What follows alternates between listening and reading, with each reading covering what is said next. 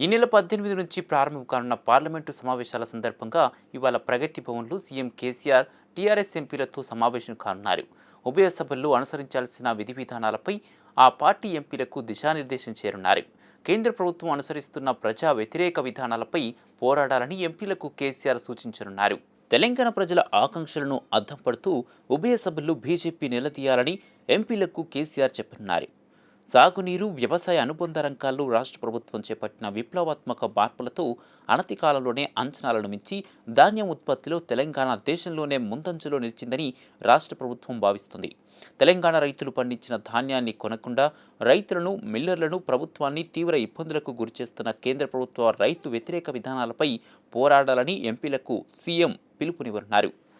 సికింద్రాబాద్ శ్రీ ఉజ్జయిని మహంకాళి లష్కర్ బోనాల జాతర ఏర్పాట్లను పరిశీలించారు మంత్రి తలసాని శ్రీనివాస్ యాదవ్. మహంకాళి టెంపుల్కు ఇరువైపులా 2 కమాండ్లను మంత్రి తలసాని సొంత నిధులతో నిర్మించారు. దీంతో ఇవాళ కమాండ్లను ప్రారంభించారు. ఈ కార్యక్రమంలో మంత్రి మల్లారెడ్డితో పాటు హోంమంత్రి మహ్మద్ అలీ పాల్గొన్నారు. పోతరాజుల విన్యాసాలు, శివసత్తులు, ఒగ్గుటోళ్లు కళాకారుల డప్పులతో బోనాల జాతర ముందే వచ్చినట్లుగా ఉందన్నారు మంత్రులు. పోతరాజులతో కలిసి మంత్రి తలసాని శ్రీనివాస్ యాదవ్ డాన్స్ చేశారు. తీన్మార్ స్టెప్పులతో అదరగొట్టారు. మహాకాళి అమ్మవారికి మంత్రి శ్రీనివాస్ గౌడ్ కుటుంబ సభ్యులు బంగారు బోనం సమర్పించారు. ఈ కార్యక్రమంలో భారీ ఎత్తున భక్తులు పాల్గొని మొక్కులు చెల్లించుకున్నారు. బోనాలతో మహిళల నృత్యాలు, పోతురాజులు, కోలాటం ప్రదర్శనలు భక్తులను అలరించాయి.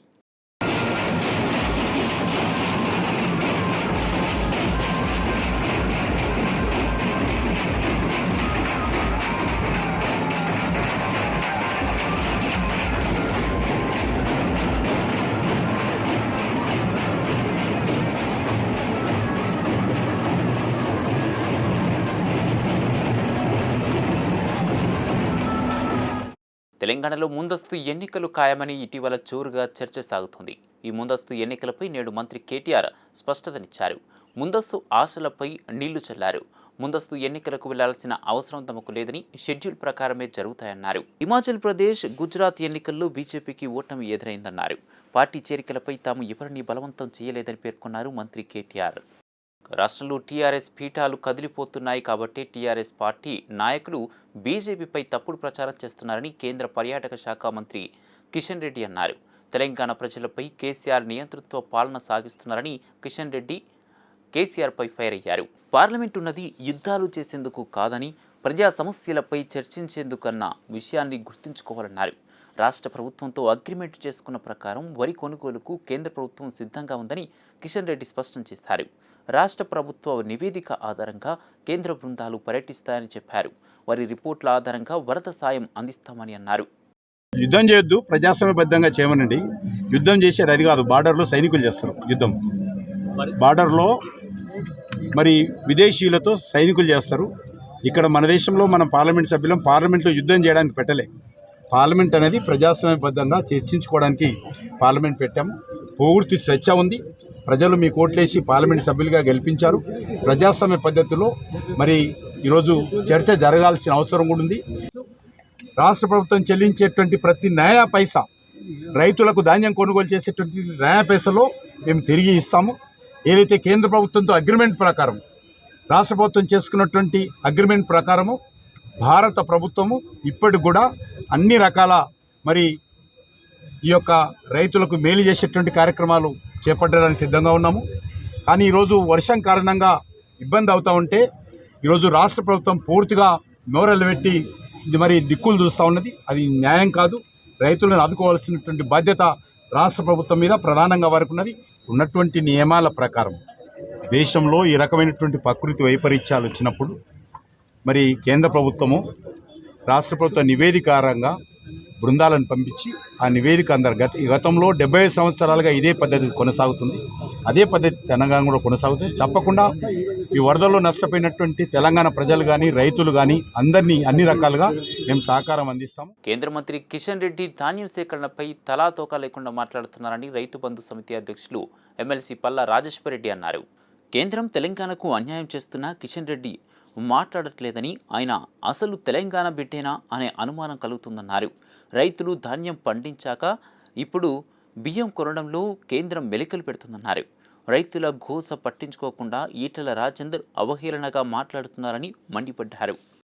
వడ్లు కొంటామని చెప్పేసి వడ్లు మీరు కొనండి, మేము బియ్యం కొంటామని చెప్పింది. ఒక ప్రెస్ స్టేట్మెంట్ లో ఒక ప్రెస్ కాన్ఫరెన్స్ లో కూడా మాట్లాడుతూ వానాకాలం సంబంధించిన మొత్తం కొంటాం, యాసంగి సంబంధించింది ఒక అగ్రిమెంట్ అవ్వండి, దాని ప్రకారం చూస్తామని చెప్పేసి మాట్లాడండి. ఆ తర్వాత గత యాసంగిలో వరి వేయవద్దని చెప్పేసి కేంద్ర ప్రభుత్వం చెప్తే కేంద్ర ప్రభుత్వం వద్దని చెప్తాంది.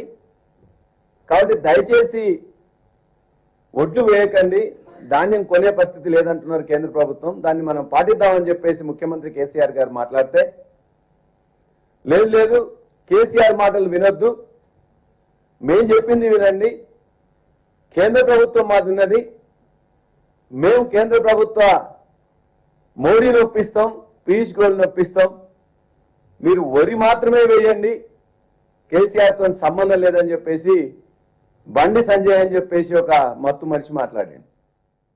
నిజామాబాద్ ఎంపీ ధర్మపురి అరవింద్పై జరిగిన దాడిని తీవ్రంగా ఖండిస్తున్నానని బీజేపీ రాష్ట్ర అధ్యక్షుడు బండి సంజయ్ తెలిపారు. టీఆర్ఎస్ ప్రభుత్వం ప్రజా వ్యతిరేక విధానాలను నియంత వైఖరిని ప్రశ్నిస్తే భౌతిక దాడులకు తెగబడుతున్నారని మండిపడ్డారు. ఇది ముమ్మాటికి పిరికి పంద చర్యే అని ప్రజాస్వామ్యవాదులంతా ముగ్ధకంఠంతో ఖండించాలని కోరారు. కాంగ్రెస్ సర్వే ప్రకారం రానున్న ఎన్నికల్లో తెలంగాణలో కాంగ్రెస్దే విజయమని ఎంపీ ఉత్తమ్ కుమార్ రెడ్డి అన్నారు. గుజరాత్, హిమాచల్ ప్రదేశ్, కర్ణాటకలో కాంగ్రెస్ గెలవబోతుందన్నారు. 2024లో కేంద్రంలో కాంగ్రెస్ ఆధ్వర్యంలో సంకీర్ణ ప్రభుత్వం వస్తుందని జోస్యం చెప్పారు. మంత్రి కేటీఆర్ స్థాయికి మించి రాహుల్పై విమర్శలు చేస్తున్నారని మండిపడ్డారు ఉత్తమ్. శ్రీలంకలో రాజపక్సకు పట్టిన గతే కేసీఆర్కు పడుతుందని హెచ్చరించారు. అసెంబ్లీని రద్దు చేస్తే మేము ఇప్పటికిప్పుడు ఎన్నికలకు సిద్ధమని ఉత్తమ్ కుమార్ రెడ్డి సవాల్ విసిరారు. కళ్ళు నెత్తికెక్కి అహంకారపూరితమైన మాటలు ఖండిస్తున్నావు. అసలు నువ్వెంత, నీ స్థాయి ఎంత, మీ బతుకులు ఎంత, మీరు అసలు రాహుల్ గాంధీ గురించి మాట్లాడేది. ఇది తీవ్రంగా ఖండిస్తున్నావు. ఈ అహంకారం పనికిరాదు.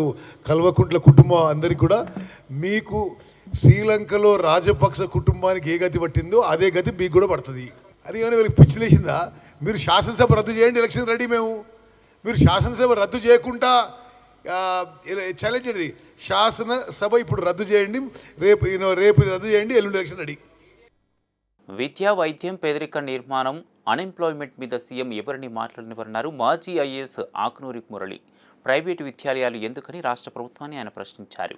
ఈ నేపథ్యంలో ప్రైవేటు, కార్పొరేట్ విద్యా సంస్థలలో ఫీజులపై నియంత్రణ చట్టం తేవాలని సుందరయ్య విజ్ఞాన కేంద్రంలో టీయూడీఎఫ్, ఎస్ఎఫ్ఐ, డివైఎఫ్ఐ ఆధ్వర్యంలో రాష్ట్ర సదస్సు నిర్వహించారు. ఈ సదస్సుకు ఆకునూరి మురళి చీఫ్ గెస్ట్గా హాజరయ్యారు. ఈ సందర్భంగా స్వతంత్రం వచ్చి 73 సంవత్సరాలు అయినా ఇంకా లిటరసీలో గ్రోత్ మాత్రం చాలా స్లో ఉందన్నారు. పాలక దుర్మార్గాలు, డబ్బును ఇష్టం వచ్చినట్లు ఖర్చు పెడుతున్నారని మండిపడ్డారు. చాలా వరకు రాష్ట్రంలో ప్రభుత్వ పాఠశాలలు సరైన వసతులు లేవని, చదువు బిజినెస్ కాదు, ఎడ్యుకేషన్కి చాలా చట్టాలున్నాయి, కానీ మంత్రులే చదువును బిజినెస్ చేస్తున్నారని మండిపడ్డారు. బట్ దాన్ని కూడా వీళ్ళు రాజకీయంగా వాడుకుంటున్నారు. ఎంత దుర్మార్గం అది! ఏ కేరళలోనో, ఏ ఢిల్లీలో, ఏ ఆంధ్రప్రదేశ్లో వాళ్ళు పెట్టుబడి బాగా పెడుతున్నారు. సో అది అక్కడ పెరిగిందంటే ఒక లెక్క ఉంది, కానీ ఇక్కడ పిల్లల సంఖ్య గవర్నమెంట్లో సెక్టార్లో, గవర్నమెంట్ స్కూళ్ళలో పెరిగిందంటే that is not because of government's positive interventions, that is because of pushing by poverty కదా. సో ఇవన్నీ కూడా మనకి చాలా క్లియర్గా కనబడుతున్నవి. సో ఇవన్నీ కూడా పేదరికపు యొక్క అంటే పేదరికాన్ని మళ్ళీ అతను పెంచుతున్నాడు, తగ్గించడం పోయే బదులు. సో ఈ విద్య లేకుండా చేయడం ద్వారా, సో విద్య లేకపోతే ప్రశ్నించేది ఉండదు, సో విద్య లేకపోతే ఎంపవర్మెంట్ ఉండదు, విద్య లేకపోతే తెలివి ఉండదు, విద్య లేకపోతే కాస్ట్ లేబర్ అనే ప్రసక్తి రాదు.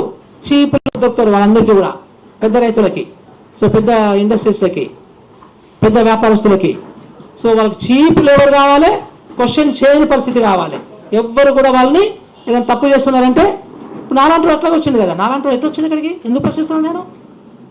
ఇప్పుడు నాకు విద్య లేకపోతే నేను ఎట్లా ఉండేవాడిని? గాంధీ మెడికల్ కాలేజీలో మంకీ పాక్స్ టెస్టులు అందుబాటులోకి రానున్నాయి. పూణే వైరాలజీ ల్యాబ్ నుంచి ఇవాళ రాష్ట్రానికి కిట్లు అందిన వెంటనే గాంధీలో ట్రయల్ టెస్టులు నిర్వహించనున్నారు. వైరాలజీ ల్యాబ్లో ఆర్టీపీసీఆర్ టెస్టులు చేస్తారు. బ్లడ్ స్వాబ్, స్కిన్పై ఉన్న నీటి బుడగల నుంచి శాంపిల్స్ సేకరించి మంకీపాక్స్ సోకింది లేదనేది నిర్ధారిస్తారు. రాష్ట్రంలో ఎక్కడైనా మంకీపాక్స్ అనుమానితులు కనిపిస్తే వారి నుంచి శాంపిల్స్ సేకరించి గాంధీకి తీసుకొచ్చి నిర్ధారణ చేస్తారు. ప్రపంచాన్ని భయపెడుతున్న మంకీపాక్స్ ఇప్పుడు మన దేశంలోకి కూడా ప్రవేశించడంతో రాష్ట్ర ప్రభుత్వం అప్రమత్తమై టెస్టులను అందుబాటులోకి తెచ్చే ప్రయత్నాలు చేసింది. కేరళలో తొలి మంకీపాక్స్ కేసు నమోదైన నేపథ్యంలో కేంద్ర ప్రభుత్వ మార్గదర్శకాల మేరకు అవసరమైన సన్నాహాలు చేపట్టింది. ఇప్పటి వరకు సరైన ట్రీట్మెంట్ ఏదీ లేనప్పటికీ నియంత్రణ కోసం డాక్టర్లు మందులు ఇస్తున్నారు. కరోనా సమయంలో అనుసరించిన సామాజిక దూరం, మాస్కులు ధరించడం, మెరుగైన వెంటిలేటర్ వంటి జాగ్రత్తలు పాటించాలని వైద్య ఆరోగ్య శాఖ హెచ్చరికలు జారీ చేసింది. గత కొద్ది రోజులుగా కురుస్తున్న వర్షాలకు హుస్సేన్ సాగర్, హిమాయత్ సాగర్, ఉస్మాన్ సాగర్ జలాశయాలకు వరద ప్రవాహం కొనసాగుతోంది.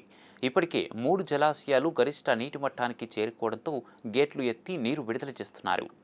ఉస్మాన్ సాగర్ గరిష్ట నీటి మట్టం 1790 అడుగులు కాగా ప్రస్తుతం 1786.20 అడుగులుంది. నీటి సామర్థ్యం 3.900 టీఎంసీలు ఉండగా ప్రస్తుతం 3.050 టీఎంసీలుంది. అలాగే హిమాయత్ సాగర్కు కూడా వరద ప్రవాహం కొనసాగుతుంది.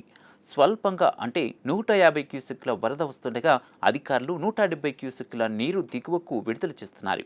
అలాగే భారీ వర్షాలతో హుస్సేన్ సాగర్లో నీటి మట్టం గరిష్ట స్థాయికి చేరుకుని నిండుకుండను తలపిస్తోంది. పెట్టుబడులకు హైదరాబాద్ ప్రధాన కేంద్రంగా మారుతుందని మాజీ మంత్రి దానం నాగేంద్ర అన్నారు. సోమాజిగూడలో కొత్తగా ఏర్పాటు చేసిన భీమా జ్యువెలరీ షాప్ను ఆయన ప్రారంభించారు. పరిశ్రమలకు రాష్ట్ర ప్రభుత్వం అనుసరిస్తున్న అనుకూలమైన విధానాల కారణంగా తెలుగు రాష్ట్రాల్లో 1000 కోట్ల పెట్టుబడి పెడుతున్నట్లు భీమా జ్యువెలరీ చైర్మన్ బిందు మాధవి తెలిపారు. భాగ్యనగరం పెట్టుబడులకు చాలా అనుకూలంగా ఉందన్నారు. త్వరలోనే ఏఎస్ రావు నగర్లో మరో షోరూంను ప్రారంభిస్తున్నట్లు ఆయన చెప్పారు. నూతన ఉత్పత్తులను నగర బస్సులు ఎక్కువగా ఆదరిస్తారని ఆయన పేర్కొన్నారు. తమ సంస్థ ద్వారా 2 తెలుగు రాష్ట్రాల్లో దాదాపు 2000 మందికి పైగా ఉపాధి అవకాశాలు కల్పించనున్నట్లు ఆయన వివరించారు. We are planning to have more today evening ASR Nagar. We are having one store opening and another 2 more store in Hyderabad.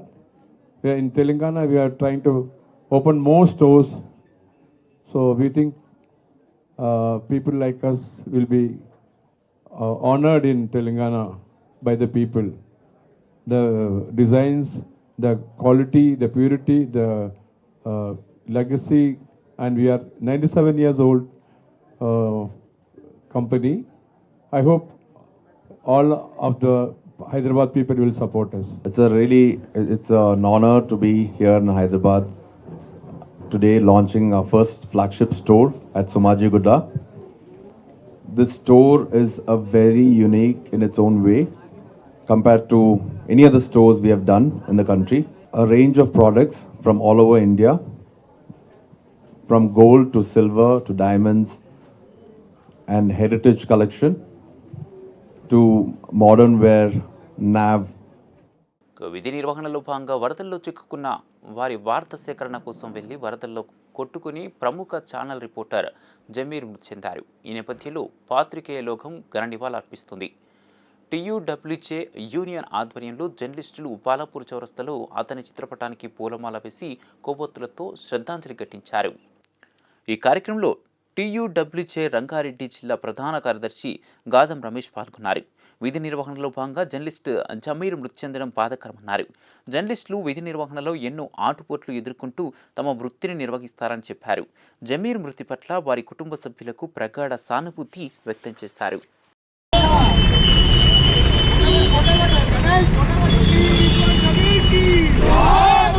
విధి నిర్వహణలో కొంచెం ఎక్స్క్లూజివ్ విజువల్ తీసుకోవాలనే ఉద్దేశంతో ముందు జాగ్రత్తగా అక్కడ ఉన్న కొంతమందిని సేవ్ చేయడానికి, విజువల్స్ క్యాప్చర్ చేయడానికి వెళ్ళి అతను కారులో కొట్టుకుపోయి ఈరోజు ఉదయం దొరకడం, అతను మృతి చెందడం కూడా జర్నలిస్టు లోకానికి తీరని మచ్చగా మిగిలింది.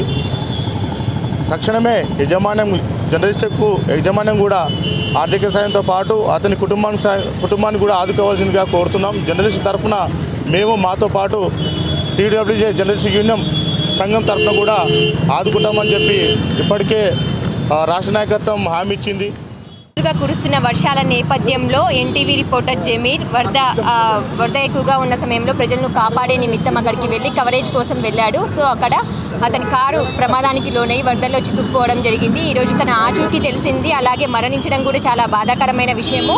సో జర్నలిస్టులు అనే వాళ్ళు 24 గంటలు ప్రజా సేవలో నిమగ్నులై ఉంటారు. ఇంట్లో తన భార్యని, పిల్లల్ని, తన యొక్క ఫ్యామిలీని కూడా మర్చిపోయి ప్రజల కోసము అటు ప్రభుత్వానికి వారధిగా పనిచేస్తున్నారు. సో ఇప్పటికైనా తెలంగాణ రాష్ట్ర ప్రభుత్వం కానివ్వండి, TUWJ ఏవైతే సంఘాలు ఉన్నాయో వారందరూ కూడా జర్నలిస్టులకి అండగా నిలవాలని కోరుకుంటూ బైక్పై వెళ్తున్న ఇద్దరు యువకులు ప్రమాదవశాత్తు మెట్రో పిల్లర్ను ఢీకొని మృతి చెందారు. ఈ ఘటన హైదరాబాద్లోని సోమాజిగూడలో చోటు చేసుకుంది. కర్ణాటకకు చెందిన ఇద్దరు యువకులు మెహిన్, ఒబేద్ బైక్పై ఖైరతాబాద్ వైపు వెళ్తున్నారు. ఈ క్రమంలో అదుపు తప్పి సోమాజిగూడ హనుమాన్ దేవాలయం ఎదురుగా ఉన్న మెట్రో పిల్లర్ను ఢీకొట్టారు. ఈ ఘటనలో వారిద్దరూ అక్కడికక్కడే మృతి చెందారు. యువకులిద్దరూ నగరంలోని వారి బంధువుల ఇంటికి వచ్చినట్టు పోలీసులు తెలిపారు. అతివేగమే ప్రమాదానికి కారణమని ప్రాథమికంగా నిర్ధారించిన పోలీసులు సమాచారాన్ని వారి కుటుంబ సభ్యులకు అందించారు. కేసు నమోదు చేసుకుని దర్యాప్తు చేస్తున్నట్టు చెప్పారు. హైదరాబాద్ నగరంలోని సుల్తాన్ బజార్ పోలీస్ స్టేషన్ పరిధిలో చోరీ జరిగింది. సుల్తాన్ బజార్ పోలీస్ స్టేషన్ సమీపంలోనే ముఖేష్ ఏజెన్సీ ఆటోమొబైల్ దుకాణంలో గుర్తు తెలియని దుండగులు దొంగతనానికి పాల్పడ్డారు. అర్ధరాత్రి 1:45 సమయంలో ఇద్దరు వ్యక్తులు షట్టర్ గట్టిగా లేపి లోపలికి చొరబడి విలువైన పరికరాలతో పాటు నగదును ఎత్తుకెళ్లారు. యజమాని ఫిర్యాదు మేరకు కేసు నమోదు చేసుకున్న పోలీసులు సీసీ ఫుటేజ్ ఆధారంగా దర్యాప్తు చేపట్టారు.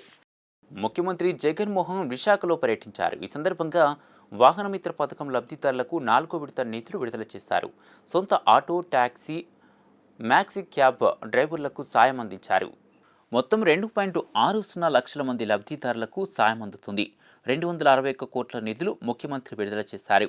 అనంతరం ఏయూ ఇంజనీరింగ్ కాలేజీ గ్రౌండ్లో ఏర్పాటు చేసిన బహిరంగ సభలో వాహన డ్రైవర్లను ఉద్దేశించి సీఎం జగన్ ప్రసంగించారు.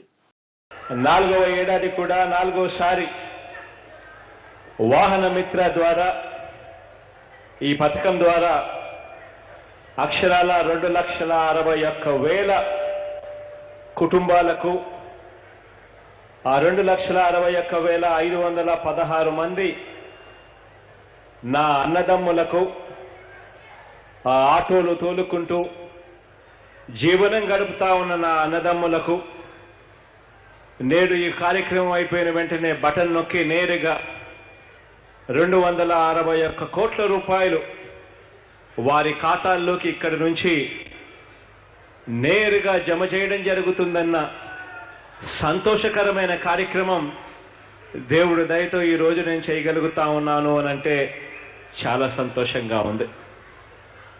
ఈరోజు ఇక్కడికి వచ్చిన ప్రతి అక్క, ప్రతి చెల్లెమ్మకు, ప్రతి సోదరుడికి, ప్రతి స్నేహితుడికి, ప్రతి అవ్వకు, ప్రతి తాతకు కూడా మీ అందరికీ కూడా చెరగని చిరునవ్వులతో మీరు చూపిస్తా ఉన్నారు. బిచ్చగాడు సినిమాతో పాపులర్ అయిన తమిళ హీరో విజయ్ ఆంటోనీ నటిస్తున్న కొత్త సినిమా హత్య. బాలాజీ కుమార్ దర్శకత్వంలో తెరకెక్కుతున్న ఈ సినిమాని లోటస్ పిక్చర్స్తో కలిసి ఇన్ఫినిటీ ఫిలిం వెంచర్ సంస్థ నిర్మిస్తోంది. ఇక ఇన్వెస్టిగేటివ్ థ్రిల్లర్గా రూపొందుతున్న ఈ సినిమాలో విజయ్ ఆంటోనీ డిటెక్టివ్ పాత్రలో నటిస్తుండగా రితికా సింగ్ కీలక పాత్రలో నటిస్తోంది. తాజాగా ఈ చిత్రం మోషన్ పోస్టర్ను మేకర్స్ రిలీజ్ చేశారు. మోషన్ పోస్టర్ ఇంట్రెస్టింగ్గా ఉండి సినిమా మీద క్యూరియాసిటీని క్రియేట్ చేస్తోంది. లీలను ఎవరు హత్య చేశారో అనే కేసు ఇన్వెస్టిగేషన్ జరుగుతుండడం ఈ వీడియోలో చూపిస్తారు. విచారణ జరిపే సీట్లో boy friend, photographer, manager, agent, పొరుగు మహిళ, వీరెవరూ కాకుండా లీలా హత్యకు మరెవరైనా కారణమా అనే ప్రశ్నలతో మోషన్ పోస్టర్ ఆకట్టుకుంది.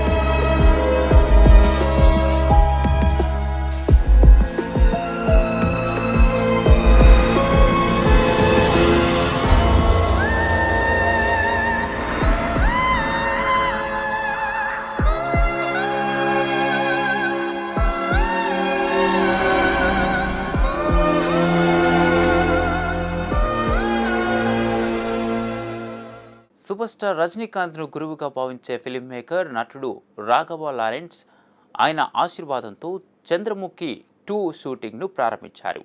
రజనీకాంత్ పాదాలను తాకుతూ లారెన్స్ ఆశీర్వాదం తీసుకున్నారు. ఈ విషయాన్ని ఆయనే స్వయాన ట్విట్టర్ వేదికగా తెలిపారు. హాయ్ ఫ్రెండ్స్, ఫ్యాన్స్, నా తలైవర్ గురువు గారు రజనీకాంత్ ఆశీస్సులతో ఈరోజు చంద్రముఖి 2 షూటింగ్ మైసూరులో ప్రారంభమైంది. మీ ఆశీస్సులు నాకు కావాలి అంటూ రాఘవ లారెన్స్ ట్వీట్ చేశారు. రజనీకాంత్తో దిగిన ఫోటోను షేర్ చేశారు. కర్ణాటకలో నిర్వహించిన రాష్ట్ర స్థాయి K1 కిక్ బాక్సింగ్ ఛాంపియన్షిప్లో విషాదం చోటు చేసుకుంది. బౌట్లో ప్రత్యర్థి పంచుల వర్షం కురిపించడంతో ఓ కిక్ బాక్సర్ మృతి చెందాడు. కిక్ బాక్సర్ నిఖిల్ సురేష్ ప్రత్యర్థి పంచులకు తలలేక తీవ్రంగా గాయపడ్డాడు. ఫేస్పై పంచ్ గట్టిగా తగలడంతో అతను రింగ్లోనే కుప్పకూలాడు. టోర్నీ నిర్వాహకులు అతన్ని హాస్పిటల్కు తీసుకెళ్లగా చికిత్స పొందుతూ చనిపోయాడు. ఈ ఘటనలో కిక్ బాక్సింగ్ ఛాంపియన్షిప్ నిర్వాహకులపై పోలీసులు కేసు నమోదు చేశారు.